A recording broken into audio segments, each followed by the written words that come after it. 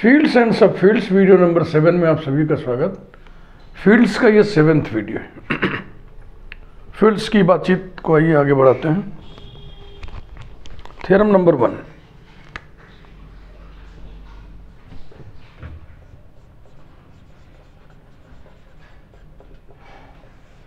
Every field is an integral domain.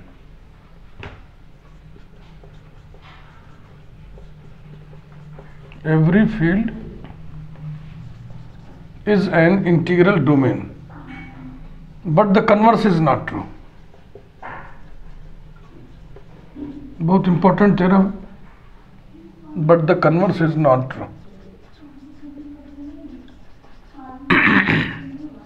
Proof.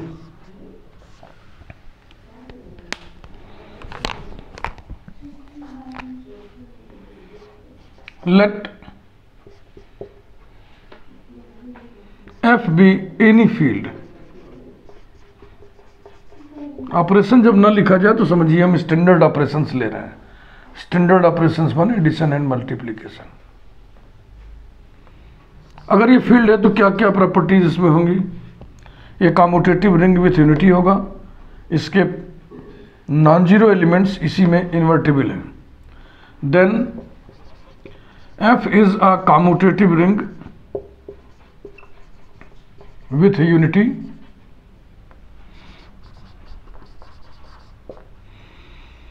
in which each non-zero element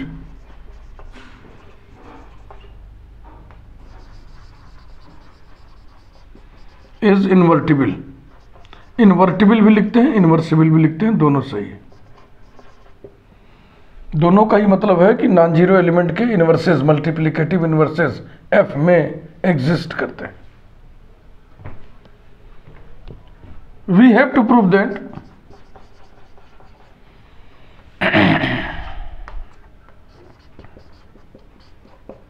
F is an integral domain. अब integral domain किसे कहते हैं? Commutative ring with unity without zero divisors. Commutative ring with unity तो F ही है, सिर्फ एक property हमें स्टेब्लिश कर देना है, ये विदाउट जीरो डिविजर्स है। फॉर दिस, इसके लिए हम सिद्ध करेंगे कि we shall prove that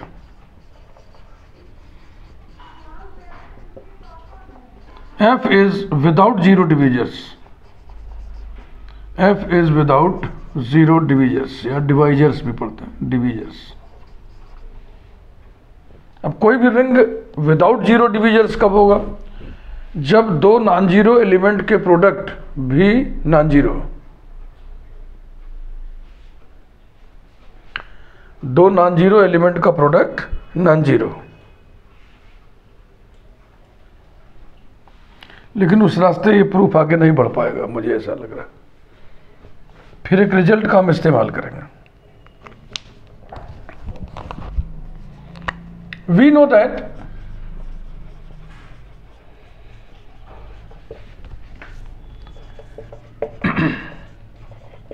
a ring is without zero divisors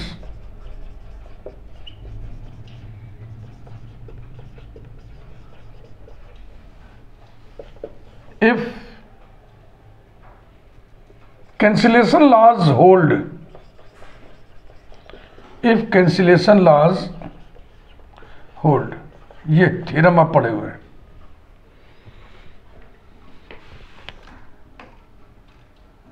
तो हमें विदाउट जीरो डिविजर्स प्रूव करना है। हम प्रूव करेंगे कैंसिलेशन लॉज होल्ड करना है। अगर कैंसिलेशन लॉज होल्ड कर रहे हैं तो रिंग अपने आप ही विदाउट जीरो डिविजर्स हो जाएगा by the virtue of this result.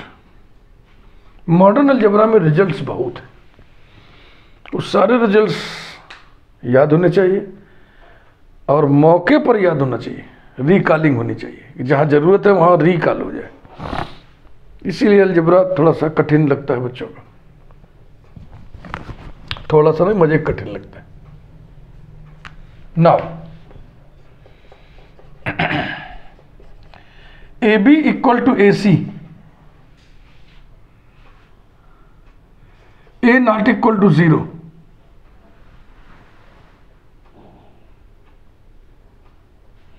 जिस एलिमेंट को कैंसिल होना है बाईं तरफ से, लेफ्ट से, या जिस चाहे लेफ्ट से कैंसिल होना चाहे राइट से, उसका नॉन जीरो होना अनिवार्य है, क्योंकि जीरो कैंसिल नहीं होता है।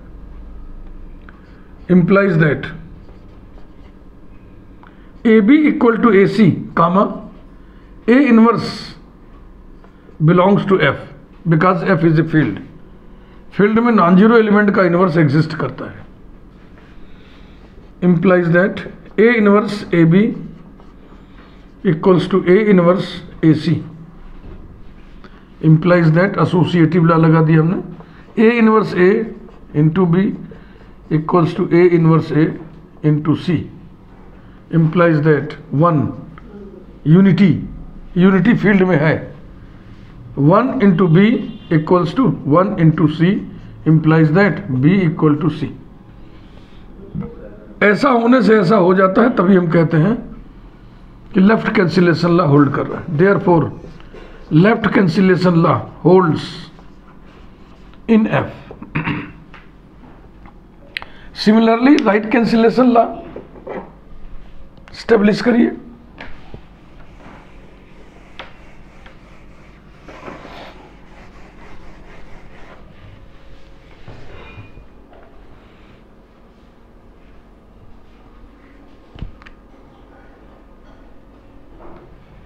Similarly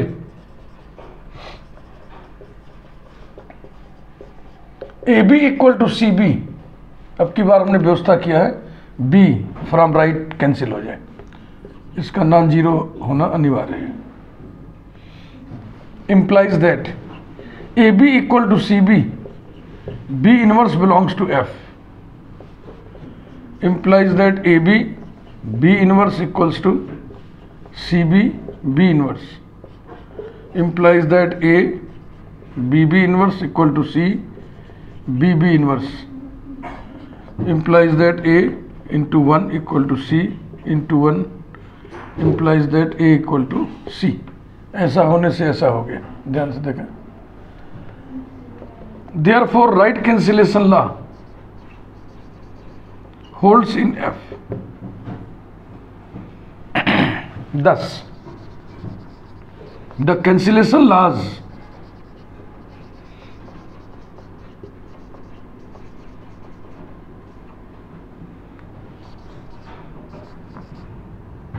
hold in F, and so F is without zero divisors। F is without zero divisors। बस सब कुछ लिखने की जरूरत नहीं, क्योंकि सब आप पहले ही लिख चुके हैं कि हमें ये सिद्ध करना है, इसके लिए हम ये सिद्ध करेंगे, तो हो गया। Converse is not true. एक एग्जाम्पल कोट करना पड़ेगा।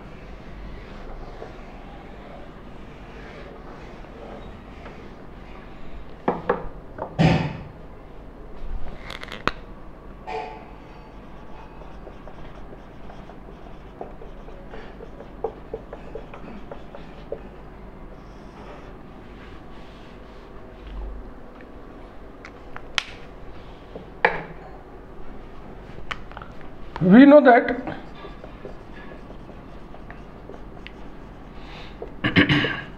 Z with addition and multiplication is an integral domain।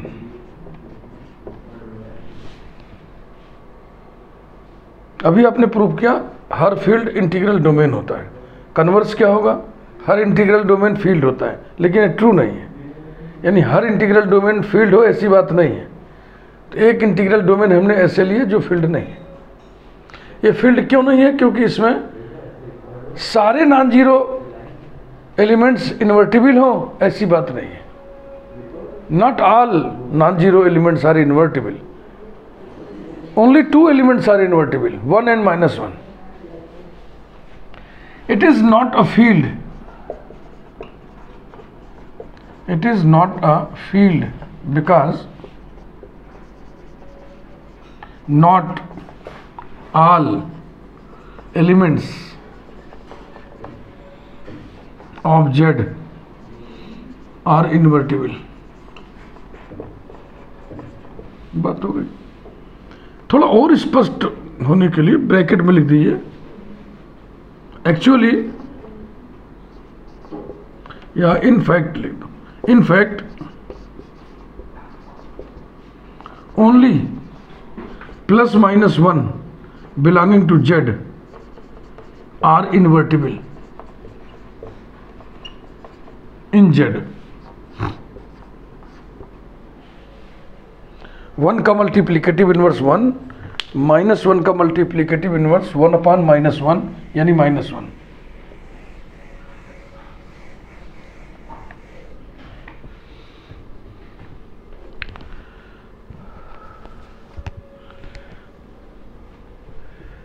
कंट्रा positive pay विचार कर लें।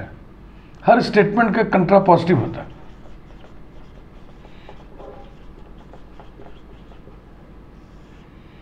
एक स्टेटमेंट हम लिख रहे हैं S1 implies that S2, तो इसका कंट्रा पॉजिटिव होगा denial S2 implies that denial S1, negation of S2 implies that negation of S1।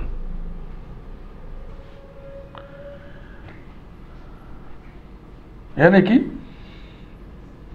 Every field is an integral domain, यही प्रूव किया था।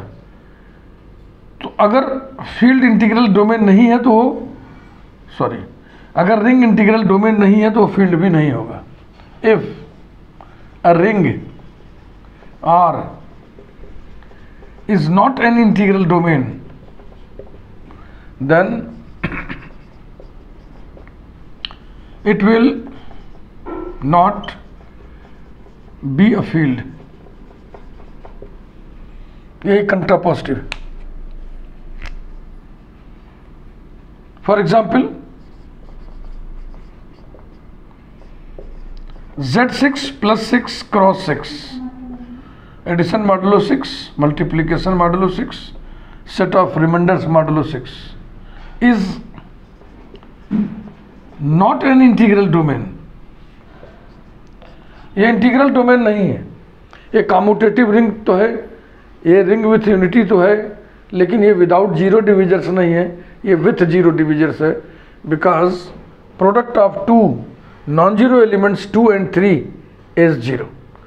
और यहाँ प्रोडक्ट का मतलब ये है सेकेंड ऑपरेशन, माने multiplication modulo 6, 2 × 3 modulo 6 equals to 0, which is 0 of this ring, is not an integral domain and so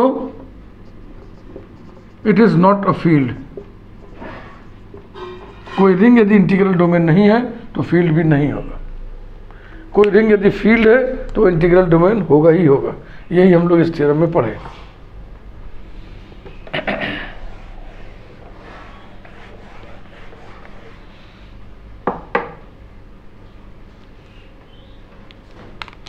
next आगे बढ़ते हैं।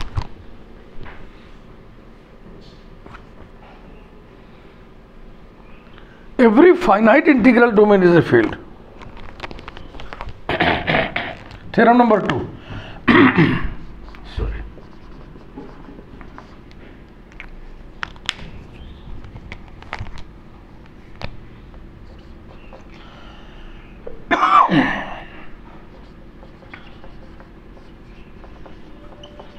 Every finite integral domain is a field। बहुत बढ़िया थ्योरम, बहुत इंपॉर्टेंट है, एग्जामिनेशन में आने के लिहाज से बहुत इंपॉर्टेंट, थियरी डेवलपमेंट में भी बहुत इंपॉर्टेंट प्रूफ। अभी आपने ये पढ़ा कि हर इंटीग्रल डोमेन फील्ड नहीं होता है। अब हम पढ़ने जा रहे हैं कि अगर इंटीग्रल डोमेन फाइनाइट हो तो फील्ड जरूर होगा।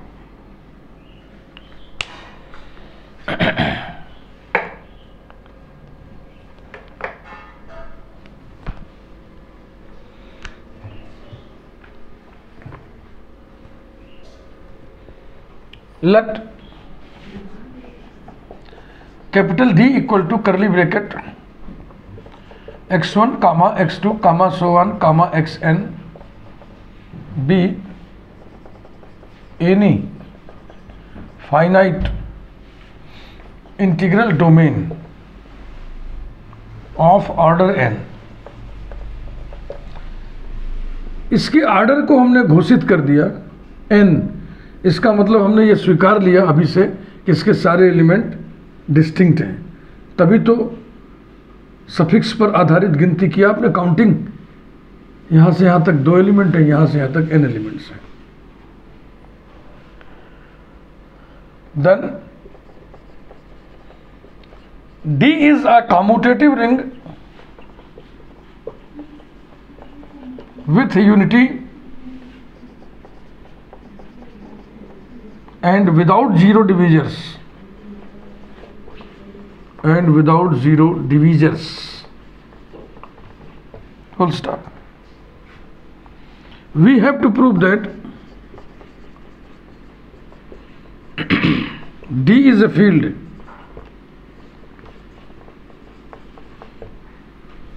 और फील्ड कौन होता है? Commutative ring with unity in which each non zero element is invertible. Integral domain होने के नाते कम्यूटेटिव रिंग विथ यूनिटी तो है ही है, एक प्रॉपर्टी सिर्फ और एस्टेब्लिश करना है। For this we shall prove that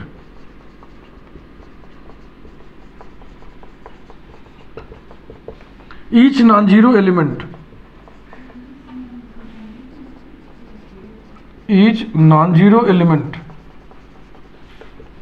is invertible या इन्वर्सिबल।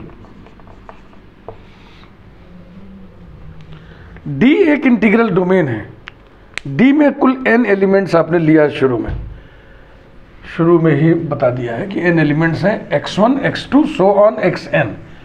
इसमें एक ही जीरो होगा, जीरो जिसको बोलते हैं जीरो ऑफ द रिंग, एक होगा कोई, और बकिया जो n-1 एलिमेंट्स बचेंगे वो नॉन जीरो एलिमेंट बचेंगे। तो जो नॉन जीरो एलिमेंट्स हैं जिनकी संख्या n-1 है, उसमें से किसी एक को हम चूज कर ले रहे हैं और उसका हम नाम रख दे रहे हैं small a। Let a be any non zero element of D। Let us consider the set. एक सेट हम डिजाइन कर रहे हैं, कंस्ट्रक्ट कर रहे हैं। लेट अस कंस्ट्रक्ट लिख दो, लेट अस डिजाइन लिख दो, लेट अस कंसीडर लिख दो। Let us consider a set D star equal to curly bracket AXI such that XI belongs to D, XI not equal to 0। यानी A का pre multiplication हमने किया किसमें? D के नॉन जीरो एलिमेंट्स में, और D के नॉन जीरो एलिमेंट्स की संख्या n-1 है, ये ध्यान रखिएगा। अब इस पे हम कुछ ऑब्जर्वेशन लेने जा रहे हैं नंबरिंग डाल के। A not equal to 0, XI not equal to 0 implies that AXI not equal to 0। कारण लिखिए, since D is without zero divisors। Integral domain होने के नाते D is without zero divisors। Therefore each element of D star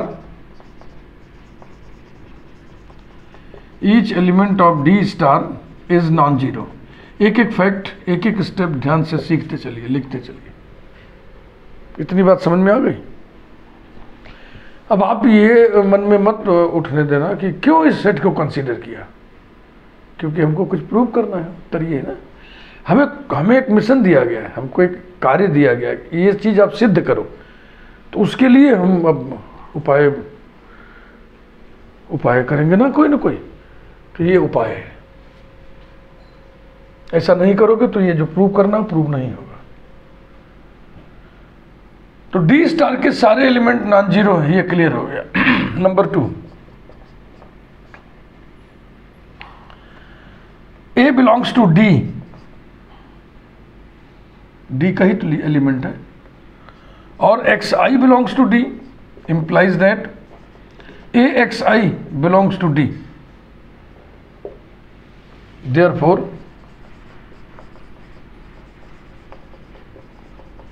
all the elements of D star belong to D, या ऐसे लिख दो R in D। ये दूसरा observation है। तो अब कितने रिजल्ट कुल क्या क्या हो गया कि डी स्टार के सारे एलिमेंट डी में है, डी स्टार के सारे एलिमेंट डी में है और डी स्टार का हर एलिमेंट नॉन जीरो है। यानी डी स्टार के जो एलिमेंट्स हैं वो डी के n-1 नॉन जीरो एलिमेंट्स ही है। अब इनकी संख्या भी आई, गिन ले कितने एलिमेंट्स इसमें हैं। हम ये कह रहे हैं कि इसके सारे एलिमेंट डिस्टिंक्ट हैं। ऑल द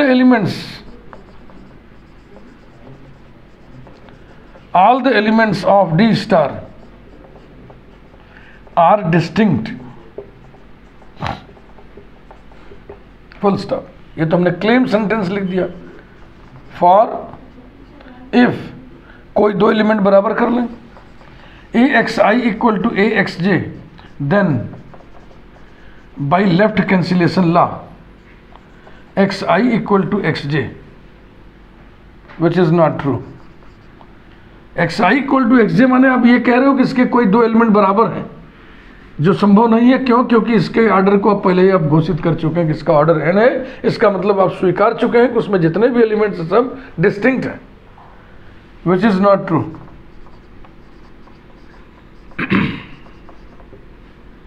इसका मतलब ये जो क्लेम किया है हमने, all the elements of D star are distinct, ये सही है।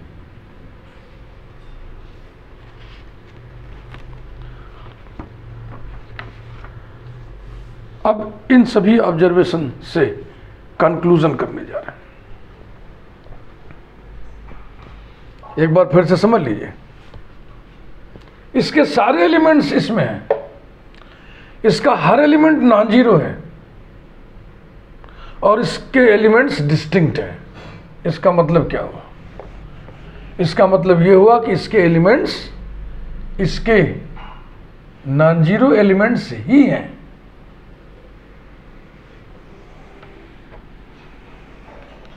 इसमें नॉन जीरो एलिमेंट्स की संख्या कितनी है? n-1।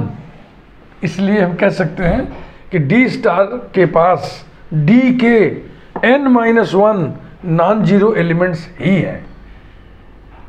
Thus we conclude that, या ऐसे लिखिए, from the above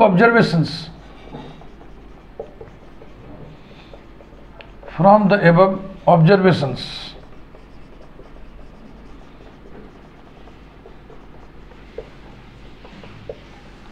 we conclude that D star is equal to D minus singleton 0.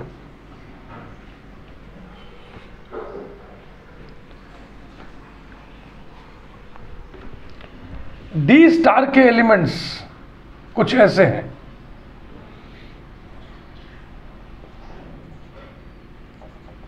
AX1, AX2 and so on AXN।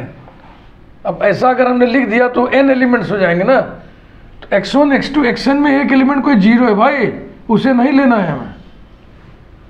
तो इसमें से समझने के लिए मान लो कि X1 जीरो एलिमेंट है तो AX1 हटा दो, तो इसके एलिमेंट्स यही हैं, इस तरीके के AX2, AX3 and so on AXN। ये सब नॉन जीरो एलिमेंट्स हैं। ये आपने बता दिया कि सब नॉन जीरो हैं, इनकी संख्या n-1 है, ये सब के सब D में है। और इधर D के जो एलिमेंट्स हैं non zero elements, D minus singleton 0, D minus singleton 0, ये कौन है? ये X2, X3, so on, XN।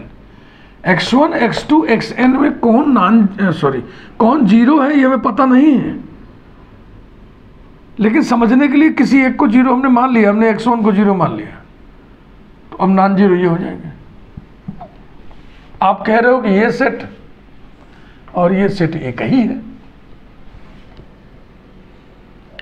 जबकि देखो देखने से वो X2 लिखा है, X3 लिखा है, ये AX2 लिखा है, AX3 लिखा है। अब इसको ध्यान से समझो, जब तुम A कौन है? इन्हीं में से कोई एक है। A कौन है? इन्हीं में से कोई एक है। A को प्री मल्टीप्लाई करोगे इनमें, मान लो तुम AX2 निकाले, तो AX2 जरूरी थोड़ी है कि X2 के बराबर आ जाए। हो सकता है AX2 X3 आ जाए, हो सकता है AX2 X4 आ जाए, हो सकता है AX2 XN आ जाए। तो वो जो AX2 है वो इन्हीं में से कोई एक है, फिर AX3 इन्हीं में से कोई एक है, इसी प्रकार से AXN इन्हीं में से कोई एक है। यानी कि इन दोनों सेट में अंतर क्या है? Elements are written in different orders. जिस क्रम में एलिमेंट्स इसमें लिखे हैं उसमें उसी क्रम में हो, यह जरूरी नहीं है। AX2 के बराबर तब होगा जब A यूनिटी होगा। तो A यूनिटी थोड़ी हमने लिया है, हमने तो A को लिया है कि कोई भी नॉन जीरो एलिमेंट। तो यहाँ पे थोड़ी बात और लिख दें, with the only difference that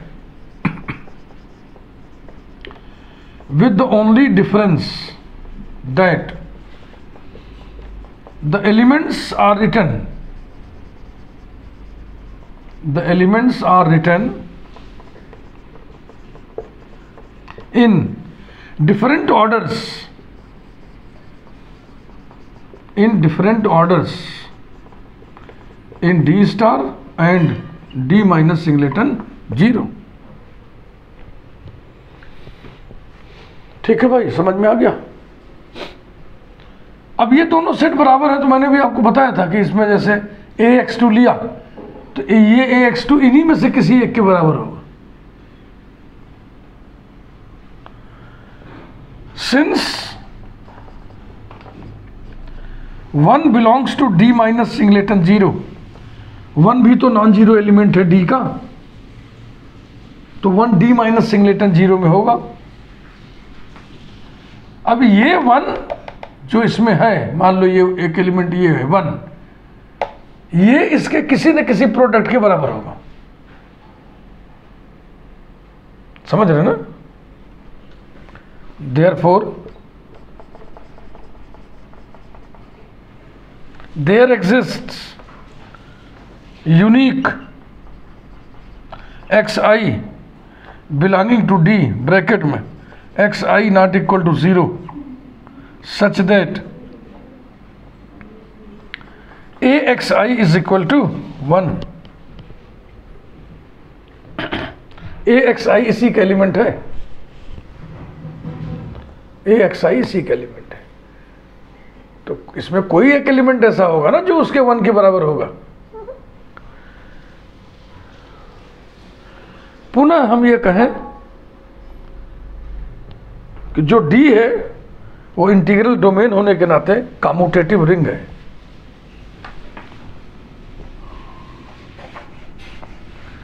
इसलिए AXI बराबर XIA होगा।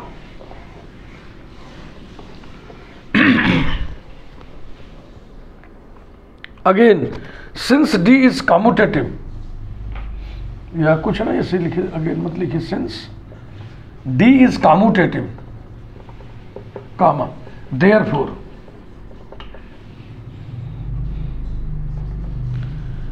AXI equals to 1 equals to XIA। Commutative होने के नाते AXI XIA दोनों बराबर होंगे। अब ये सेंटेंस क्या इंप्लाई कर रहा है कि A का इनवर्स XI है ना? A का मल्टीप्लिकेटिव इनवर्स XI है, क्योंकि AXI XIA दोनों ही मल्टीप्लिकेटिव आइडेंटिटी के बराबर है। तो लिखिए which implies that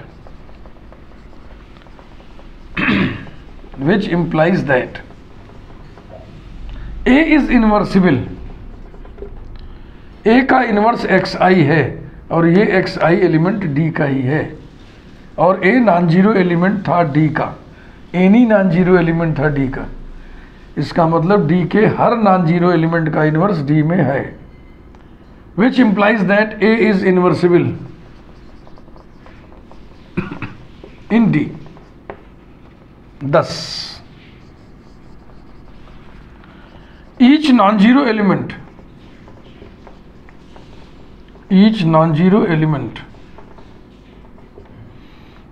of D is invertible या inversible, जो भी लिखना in D। यही प्रूव करना था।